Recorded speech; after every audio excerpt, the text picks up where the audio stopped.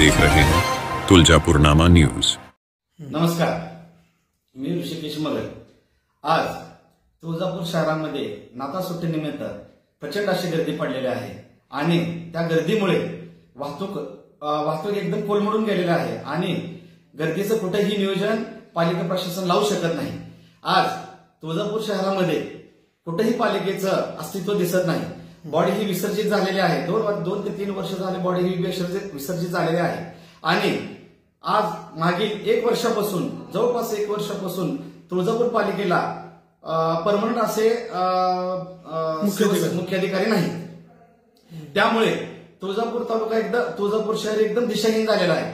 तसं पाहता तुळजापूर शहर हे महाराष्ट्राची कुलस्वामिनी असल्यामुळे इथं नाताळी सुट्टी असो किंवा दिवाळी सुट्टी असो किंवा उन्हाळी सुट्टी असो, नवरात्र असो, ह्या वेळेमध्ये गर्दीचं प्रचंड गर्दी पडते आणि त्याचं कुठलंही नियोजन प्रशासन करताना दिसत नाही। आजच तुळजापूर शहरामध्ये आपल्या तालुक्याचे नवनिर्वाचित आमदार, ज्यांना हा तुळजापूर तालुक्याला दुसऱ्यांदा संधी दिलेली आहे, असे माननीय आमदार राणा जगदीशसिंह पाटील साहेब यांचा जनता दरबार भरलेला होता। परंतु त्या जनता दरबारामध्ये आज तुळजापूर शहरामध्ये काय चालू आहे याचा कुठलाही उल्लेख न करता किंवा तुळजापूर शहरासाठी काय करता येईल याची कुठलीही आश्वासन न देता आज तो जनता दरबार पार पडलेला आहे। तसं पाहता मागील बऱ्याच वर्षापासून तुळजापूर शहराचा विकास हा कागदावरच दाखवला जात आहे। आता तुळजाभवानीच्या कृपेने असेल किंवा जनता जनार्दनाच्या आशीर्वादाने असेल, राणादादांना परत अजून एकदा लोकांनी संधी दिलेली आहे आणि त्या संधीचं कुठंतरी त्यांनी सोनं करावं, कारण महाराष्ट्र सरकार याच्यामध्ये बीजेपीने प्रचंड असं बहुमत मिळवलेलं आहे। त्यामुळे एक स्थिर सरकार बीजेपी सरकारचं आलेलं आहे।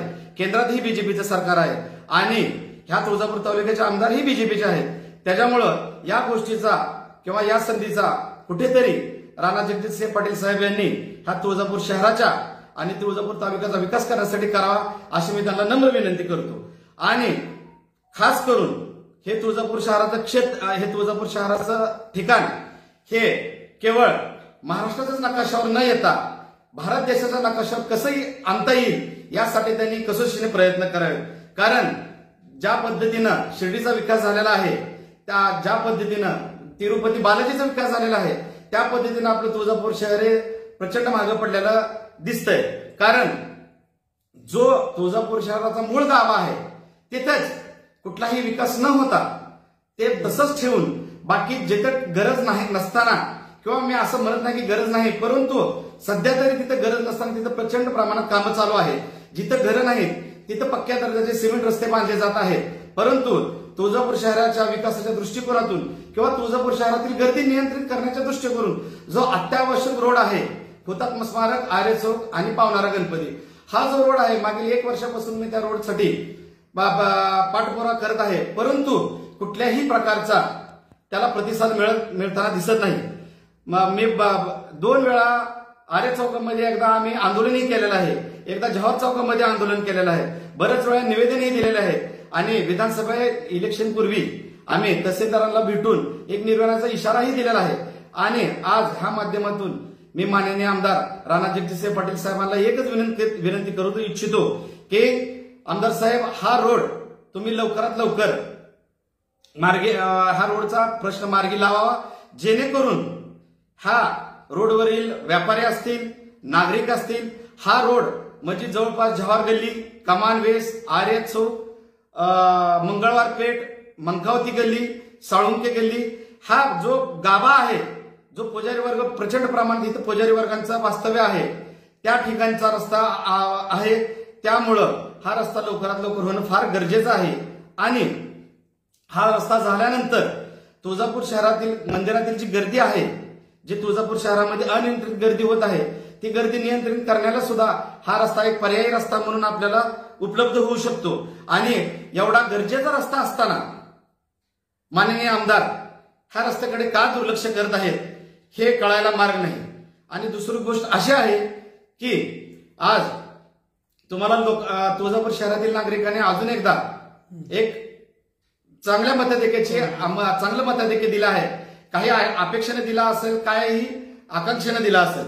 मी तुम्हाला त्या माध्यमातून एवढंच सांगू इच्छितो की आम्ही विरोधक जरी असलो तरी विकासाच्या कामामध्ये आम्ही विरोधाला विरोध कधीच करणार नाही. जे तुळजापूर शहरासाठी आणि तुळजापूर तालुक्यासाठी जे चांगले काम असतील त्यासाठी आम्ही तुमच्या सोबतच राहू कायम.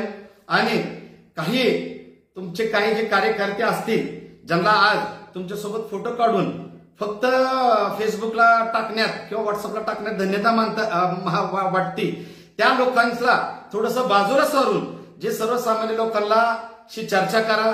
काही सामाजिक संघटना आहेत, काही महिला बचत गट आहेत, काही प्रतिष्ठित नागरिक आहेत, काही टेक्निकल पदावरून एक्झिक्युटिव्ह इंजिनियर असतील, डेप्युटी इंजिनियर असतील, पाणी पुरवठ्याचे असतील, नगरपालिकेचे, असे बरेचसे लोक आज तुळजापूर शहरामध्ये आहेत जे रिटायर झालेले आहेत.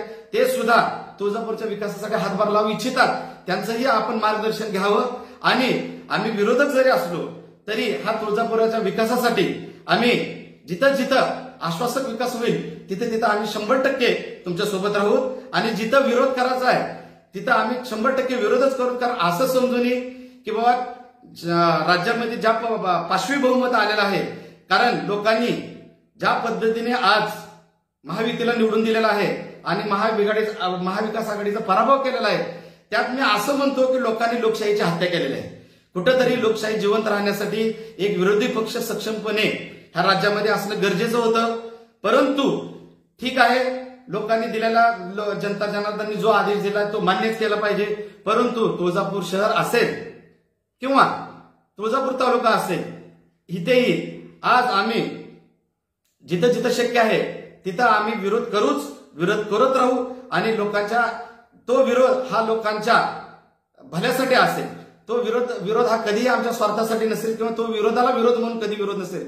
त्या विरोधातून जर लोकांची कामं होत असतील तर आम्ही ठामपणे त्या गोष्टींसाठी विरोध करत आहोत. जिल्हा परिषद कन्या प्रशाला त्या परिसरामध्ये आहे, याच रस्त्यावर आमदारांचं लक्ष वेधण्याच्या अनुषंगाने तुम्हाला आरे चौकातल्या अधिवेशन आंदोलनाच्या वेळेला काही लोक येऊन भेटले होते की ह्या शाळेचा सुद्धा जीर्णोद्धार व्हावा किंवा त्याचं स्वच्छता, कंपाऊंड वॉल आणि तिथल्या नाल्याचा प्रश्न हे सगळंच व्हावं, असं त्या अनुषंगाने काही तुम्ही आमदारकडे पाठपुरावा करणार का? आज मी तुम्हाला सांगू इच्छितो की कन्या प्रशाला जे आहे आपल्या जिल्हा परिषदे त्याच्याशी प्रचंड अशी दुरावस्था झालेली आहे. शहराच्या एकदम मध्यवर्तीमध्ये असलेलं ठिकाण जे आपल्या मागील नेत्यांनी साहेबराव आबा असतील, माणिकराव दादा खपले असतील, चव्हाण साहेब असतील, यांनी तिथे जिल्हा परिषद कन्याशाळा बसवण्याचं कारणच हे होतं की गावातील मुलींना येण्यासाठी, जाण्यासाठी आणि शिक्षणासाठी कुठलाही त्रास होणे ह्या उद्देशाने तिथे शाळा बसवलेली होती.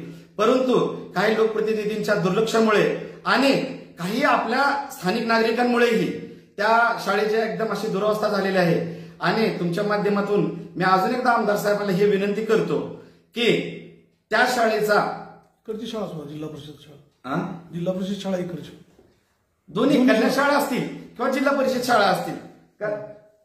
कन्याशाळा तर प्रामुख्यानं मी कन्याशाळेवर भर देतो, कारण आज आमच्या इथे पोजारी वर्गातील मुलींसाठी किंवा आमच्या स्थानिकच्या लोकांमध्ये मुलीला येण्यासाठी कुठलंही वाहन उपलब्ध नसतं. त्याच्यामुळं इथली जी स्थानिकची शाळा आहे आमची कन्या प्रशाला, जिल्हा परिषद कन्या प्रशाला, आणि तेही जिल्हा परिषद जे इकडं वासुदेव गल्लीकडे जे जिल्हा परिषद हायस्कूल आहे, तेही दोन्ही शाळांची एक अद्ययावत बिल्डिंग उभा करावी, जेणेकरून त्या शाळेचा ह्या शहरातील गोरगरीब विद्यार्थ्यांना लाभ व्हावा.